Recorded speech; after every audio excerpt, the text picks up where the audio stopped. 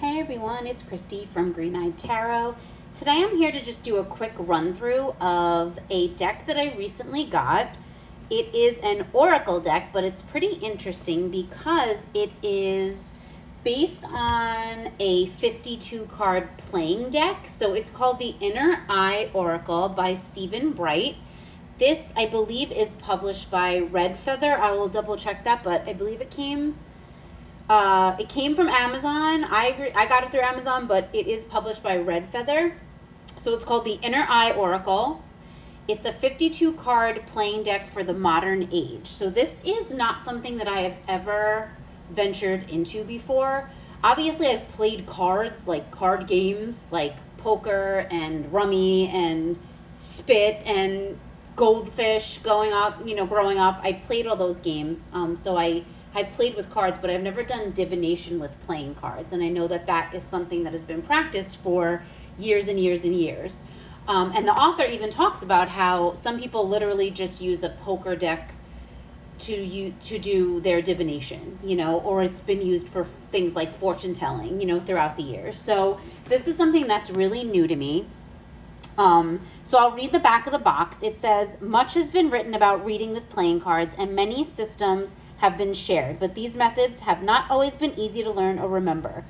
This 52 card deck changes that with a set of fully illustrated cards that show recognizable symbols with keywords that allow the diviner to read them right out of the box. The cards have been designed to provide the reader with a comprehensive oracle system for our modern age.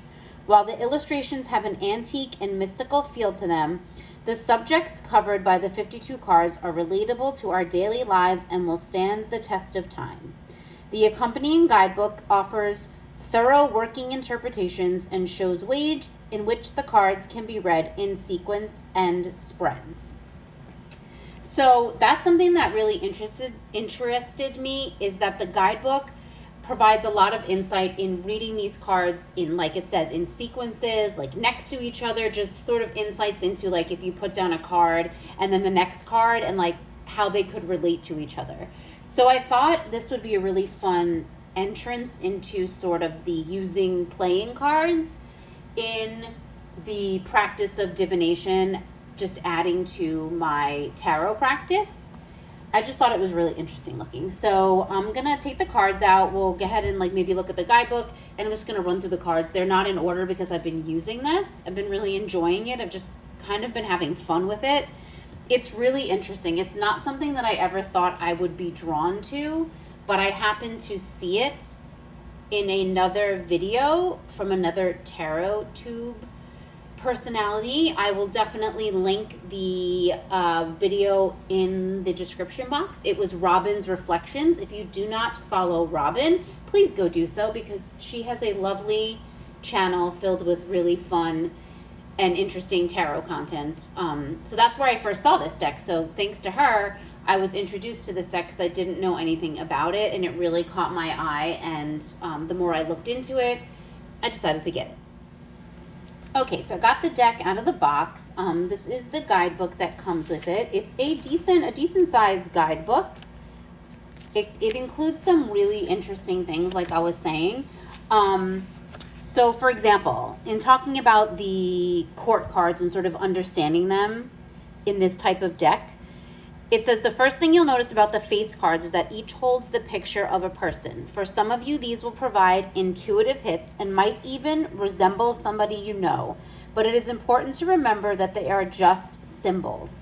These images will help you remember who is who within the deck, but their reach is wider than the face that looks back at you. For instance, the jacks are split with regard to gender, showing 2 who identify as male and 2 who identify as female. But there are no hard and fast rules about which gender they depict in a reading. It says, while the lover, the Jack of Hearts, shows a handsome young man, this card will easily depict a girlfriend or wife for some. It says the leader, Queen of Clubs, will represent anyone who leads, whichever gender they identify as. These are simply illustrative starting points. So it talks a little bit, the creator talks a little bit about the court cards and kind of how they've been presented. So there's a little bit of information about that. He talks about how each card has a playing card reference. So the jacks are the youngest in each suit, and the kings and queens signify mature traits based on experience. And then you have the suit emblems. Obviously, clubs, hearts, spades, and diamonds have their own elemental associations. So clubs relate to the element of fire, so associated with wands, like we have in the tarot. Hearts to water, so hearts would be cups. Spades to air, so spades are the swords. And diamonds to earth, so diamonds are the pentacles in traditional tarot systems. So the author provides, like I said, a lot of insight into just sort of the development, and then it goes into explaining the court cards. So it has the meanings of the court cards, and then each card. So I'll just go to, let's see, one that isn't a court card. So this one, family, the 6 of diamonds. So it kind of explains a little bit. A large tree stands tall, its branches are wide and reach out like arms. Its roots, though unseen, spread beneath the earth. So there's a little description of what we're looking at on the card. Then it has a description, a little bit more information about the meaning of the card. And then it has as a daily card. So this is more of an interpretation of what you might see in a spread. And this is more if you just pulled it as like if you a daily card by itself, what it might speak to. So I think that that's a really nice setup in the guidebook in terms of giving you a piece of information about like cards in a spread or in a sequence, and then just as a daily card. Because if you wanted to use this just to pull a daily card as an oracle deck where you're just pulling a card a day, there's information in here that you're able to use it that way if you'd like. So I find the guidebook entries really interesting. I've been enjoying like reading, pulling cards and reading, and again, understanding and looking at the insights that the creator has given regarding that, looking at these cards in a sequence or in some kind of spread. And there are spreads in the back. And I'll talk a little bit more about the sequencing, the way the creator talks about the sequencing after we look at the cards. That's in the back of the guidebook here. So yeah, it's a really interesting guidebook. I'm enjoying just sort of flipping through it and looking and reading about the different cards. But yeah, it's a really cool deck. So let's take a look at these cards.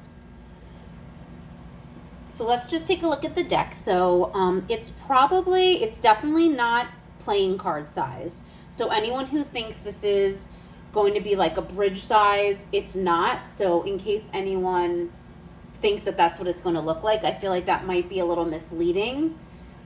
People think they're getting a regular playing card size deck. It definitely is not that. It's a little bit big. It's bigger than that. It's definitely a different shape than like tarot cards. Like, just for comparison, this is the Tarot Volatile.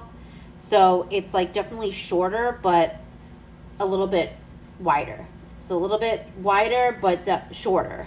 But certainly not a playing card size deck, if that makes sense. So yeah, it's a little bit bigger than that. And it is edged in this matte, pretty cool matte, like reddish orangey. I guess it's reddish. It looks orange to be on camera, but this matte edging, which is pretty cool. It is a matte cardstock, which is pretty nice. So it's not linen. It's not going to be like your linen playing cardstock at all. It's matte. It's a matte cardstock. And it's, I would say it's like okay. I feel like I have trouble shuffling. I have trouble shuffling anyway. So, but you definitely can get a shuffle in there. I don't riffle shuffle that often unless it's like really bendy cardstock. I overhand shuffle mostly. But it's definitely workable. I have pretty small hands, so you definitely can riffle this. It's like a little stiff, but not too bad. It's definitely a little bit harder if you have the smaller hands situation like I do. But it's a nice cardstock. So I love the backs with this. It's obviously called the Inner Eye Oracle, so it's got this eye on it, but it's like really neat, I think. And if anyone's seen that movie Now You See Me, where they talk about the eye, like this secret society of magicians. This is what this reminds me of. So, but I like the backs; they're really cool. So yeah, so let's just take a flip through of the card images. You can see there's a keyword, and obviously it's got the playing card associations. So spades we said was clubs. I'm sorry, clubs are wands. Those are clubs. Clubs are the wands. So this would be the sort of the equivalent of the 6 of wands. Travel. Here we have the Jack of clubs. So that would be the page. The apprentice, the Jack of diamonds, the King of hearts. So that would be the equivalent of the King of cups. So, and some of the associations, I don't know that they're going to match up entirely with tarot. This is its own system. I feel like it does lend itself a lot to the same associations, like numerologically and things like that. Again, the way the creator talks about the elemental associations with the suits. So here we have the 6 of spades. So the 6 of spades would be the 6 of swords. We have the keyword solution. Here we have the 8 of hearts, so the 8 of cups. Like that, the King of clubs, the authority figures. That would be the King of wands. Here we have the 6 of hearts. It's a ring.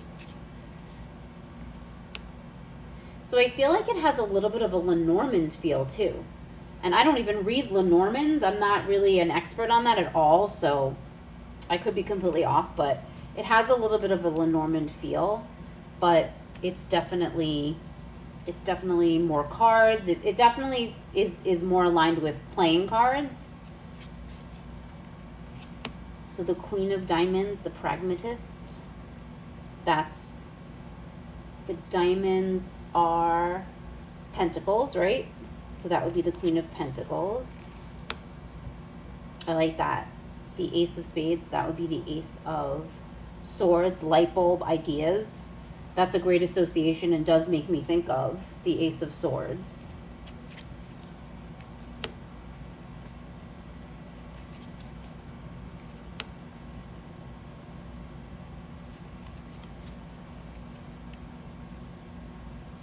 King of Pentacles.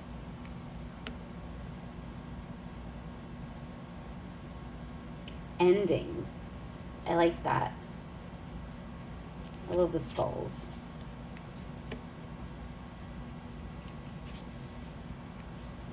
So again, like the creator says, these are really everyday, relatable objects that will stand the test of time. But he's right, they do have sort of a mystical type of feel to them.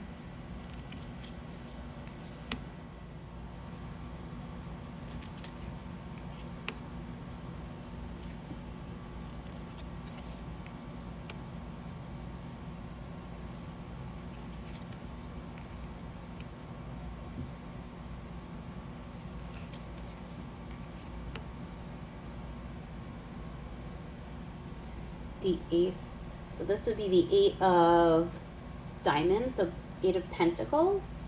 Support, I like that. It's a crutch. That can be interpreted in so many different ways. The keyword is support, but I feel like you definitely can interpret it differently.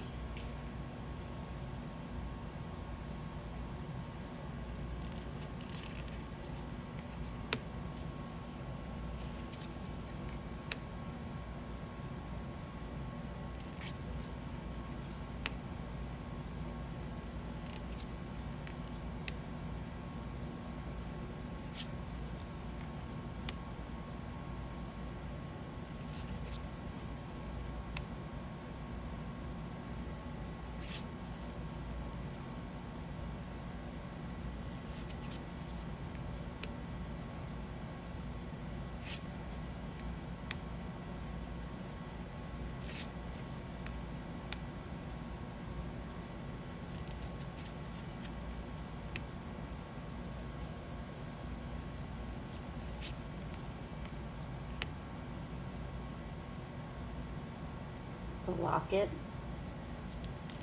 3 of hearts.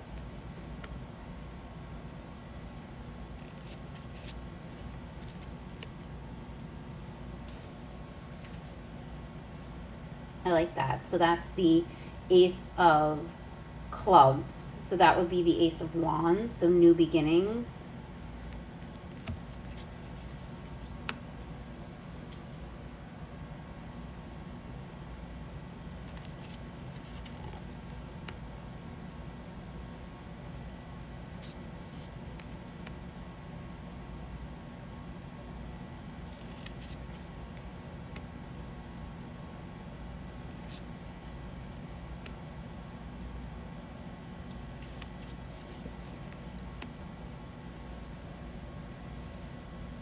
I love that it's an actual heart and the keyword is love.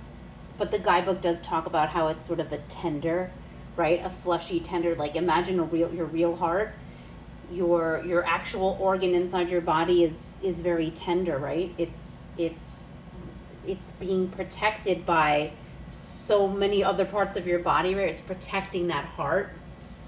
So the creator talks about, it being an actual, fleshy, tender, heart as the depiction for love. So I kind of like that it's a real heart.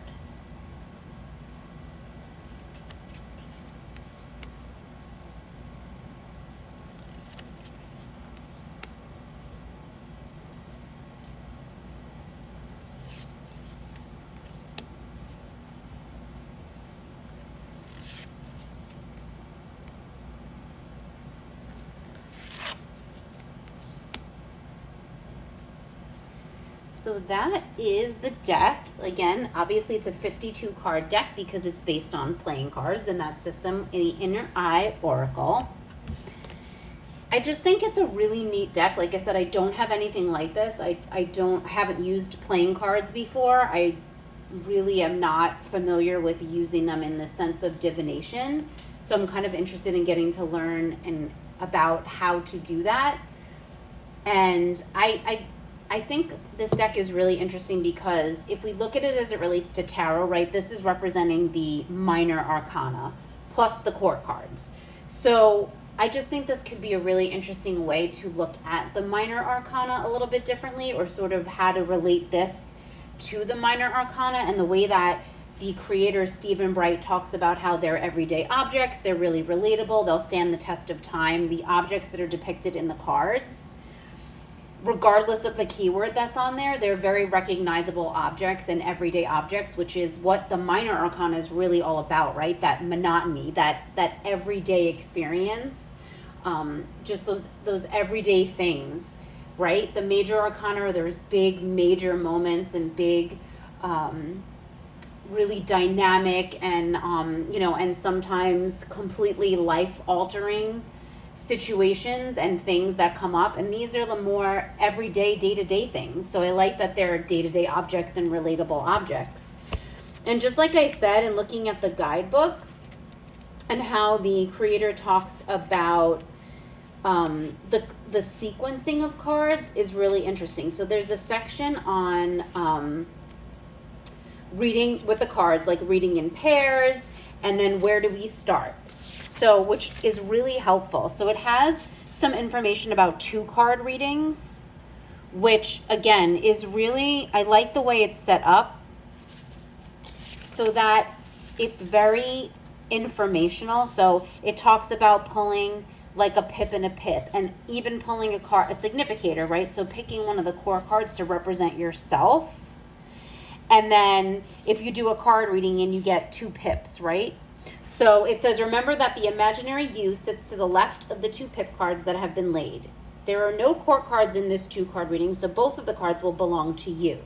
They concern what is happening to you directly. You interpret the first card and then build up its meaning with the second pip, adding context or further information. So I like this. In the example above, we find the 3 of clubs, keyword change, and the 5 of hearts, keyword loss. The first card would indicate that change has either begun or is soon to take place. The second card would suggest it is due to a loss. This could be something that you are already aware of and may need to take greater notice of. For instance, a personal loss could be affecting your work or relationships for the worse. If these cards are predictive, they will simply suggest that a loss of something, not necessarily a person, will bring change to your life. An elderly person might notice this as a loss of hearing or eyesight in later life, preventing them from doing things that they were once able to do with ease. So I like the way that there's examples of how they might be interpreted, and how you can go about doing more than a one-card reading with this deck.